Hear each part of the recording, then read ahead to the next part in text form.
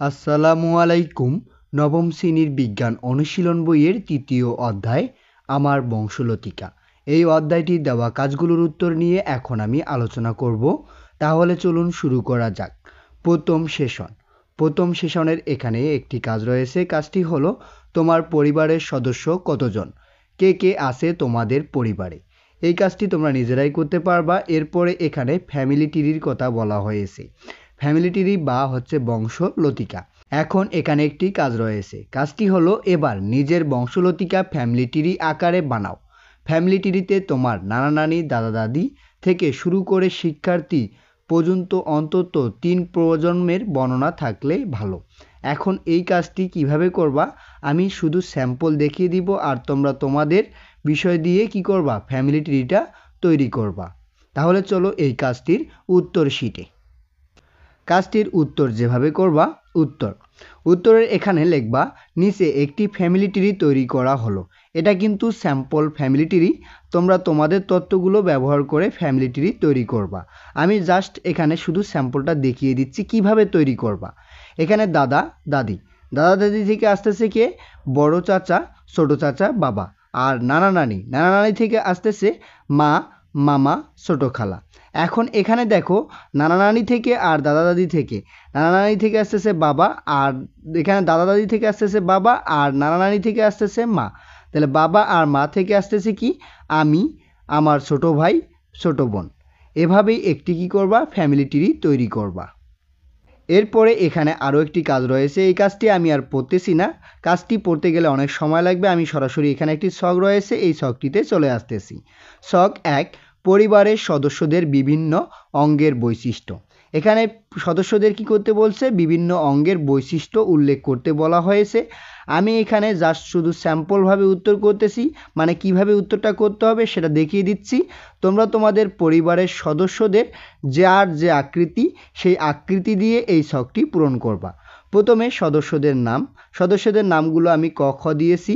তোমরা তোমাদের সদস্য যেগুলো রয়েছে তাদের নামগুলো কিন্তু অবশ্যই ব্যবহার করবা। বাবা দেখেন দাদার নামটা ব্যবহার করবা। তারপরে দাদির নামটা উল্লেখ করবা। আমি এগুলো নাম ব্যবহার করিনি, শুধু ক খ গ এগুলো ব্যবহার করেছি। এরপরে তোমার সাথে সম্পর্ক। এখন এই যে সদস্যগুলোর নাম লেখছো তাদের সাথে তোমার সম্পর্ক কি, এই সম্পর্কগুলো এখানে উল্লেখ করতে হবে। যেমন আমি এখানে ক দিয়েছি, ক এর সাথে তোমার সম্পর্ক হচ্ছে দাদা সম্পর্ক। এরপরে চোখের আকৃতি, হরিণা চোখ আর বিড়াল চোখ ইত্যাদি। এখানে দুইটি বিষয় রয়েছে, আমরা দুটি বিষয় উল্লেখ করব। আরও যদি অনন্য আকৃতির চোখ থাকে তাহলে সেই আকৃতির চোখটা আমরা কিন্তু এখানে ব্যবহার করব। এখন আমি এখানে দিয়েছি দাদা হরিণা চোখ। এরপরে আছে যে চোখের বর্ণ, কালো, সাদা, বাদামি ইত্যাদি। এখানে 3টি বর্ণ দেওয়া আছে, আরও যদি অন্য বর্ণের হয় তোমরা অন্য বর্ণ ব্যবহার করবা। আমি এখানে দিয়েছি দাদা কালো চোখের বর্ণ, তারপর কালো চোখের বর্ণ। তারপর হচ্ছে কি আঙ্গুলের আকৃতি, লম্বা খাটো। এখন আকৃতি কি লম্বা না খাটো আঙ্গুলটা, দাদার আঙ্গুল আমি এখানে দিয়েছি লম্বা। তোমরা তোমাদের দাদার অবশ্যই সঠিক তথ্য ব্যবহার করবা। এরপরে গলার স্বর, মোটা, চিকন ইত্যাদি। এখন গলার স্বর কীরকম তোমার দাদার, তাহলে সেই জিনিসটা এখানে ব্যবহার করবা। আমি এখানে মোটা দিয়েছি। এরপরে পায়ের আকার, লম্বা, খাটো, চিকন, চ্যাপ্টা ইত্যাদি। এখানে আমি লম্বা দিয়েছি। এরপরে চুলের আকার, সোজা, কোঁকড়ানো ইত্যাদি। এখন চুলের আকার সোজা না কোঁকড়ানো, এখন আমি এখানে সোজা দিয়েছি। তোমরা তোমাদের দাদার যে আসল যে আকারটা চুলের সেই আকারটা ব্যবহার করবা। এরপরে খ দিয়েছি, খয়ের সাথে সম্পর্ক দাদি, হরিণা চোখ, বাদামি, খাটো, চিকন, খাটো, এখানে হচ্ছে যে সোজা। একইভাবে কিন্তু এই উত্তরগুলো করবা তোমাদের সঠিক তথ্য ব্যবহার করে। এরপরে গ দিয়েছি নানা, তাহলে নানা হরিণা চোখ, কালো, লম্বা, মোটা, লম্বা, সোজা এগুলো। তারপরে দিয়েছি ঘ নম্বর, এখানে হচ্ছে যে নানি সম্পর্কে। চোখের আকৃতি হচ্ছে বিড়াল চোখ, তারপর হচ্ছে চোখের বর্ণ হচ্ছে সাদা, আঙ্গুলের আকৃতি লম্বা, তারপর গলার স্বর চিকন, তারপর হচ্ছে পায়ের আকার হচ্ছে চিকন, আর চুল হচ্ছে কোঁকড়ানো। একইভাবে নম্বর চাচা, হরিণা চোখ, কালো, লম্বা, মোটা, চ্যাপ্টা, সোজা। এরপরে হচ্ছে চাচি, চ হচ্ছে চাচি সম্পর্কে, বিড়াল চোখ, সাদা, খাটো, চিকন, চিকন, সোজা। এরপরে হচ্ছে যে স, বাবা, হরিণা চোখ, কালো, লম্বা, মোটা, লম্বা, সোজা।